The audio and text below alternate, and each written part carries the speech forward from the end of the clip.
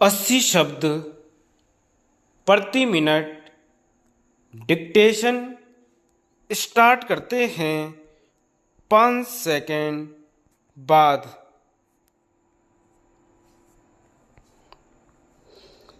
आस्था पर आघात।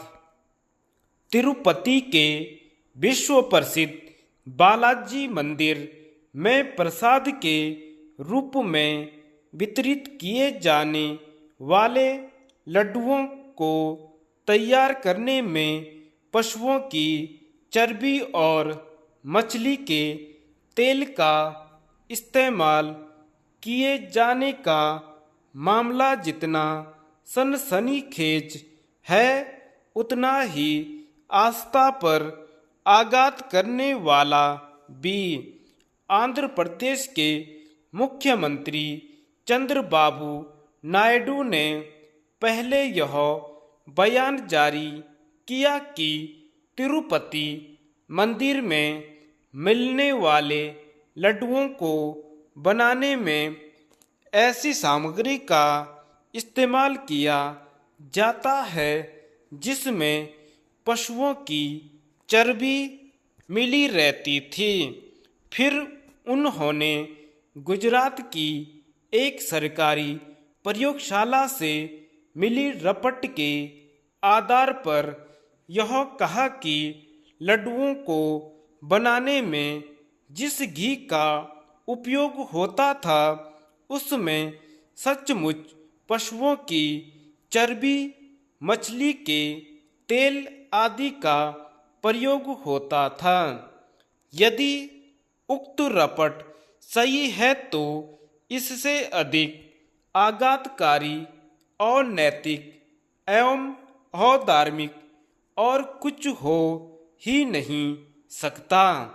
केवल इतने से संतुष्ट नहीं हुआ जा सकता कि इस मामले में केंद्र सरकार ने भी दखल दिया है, क्योंकि हिंदुओं की आस्था से खिलवाड़ करने वाला यह प्रकरण गहन जांच की मांग करता है।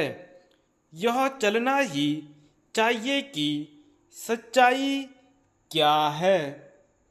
यह कहा जा रहा है कि तिरुपति मंदिर के लड्डुओं को बनाने में जिस घी का इस्तेमाल किया जाता था उसकी आपूर्ति करने वाली कंपनी उसे 320 रुपये प्रति किलो के हिसाब से उपलब्ध कराती थी।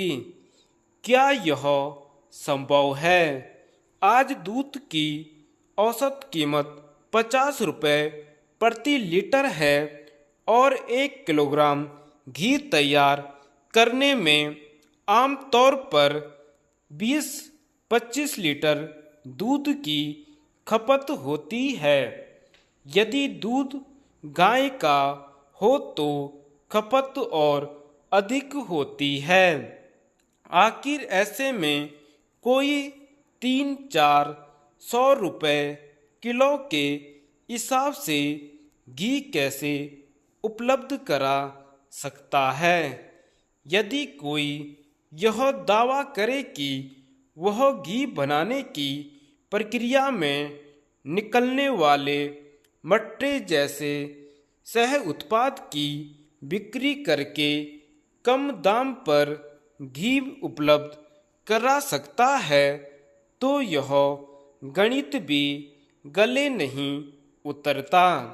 भले ही कितनी भी मात्रा में घी का उत्पादन क्यों न किया जाए, अच्छा हो कि तिरुपति का मामला सामने आने के बाद किसी की ओर से यह स्पष्ट किया जाए कि जो डेयरी कंपनियां 700-800 रुपये किलो में घी बेचती हैं उनका घी वास्तव में कितना शुद्ध होता है।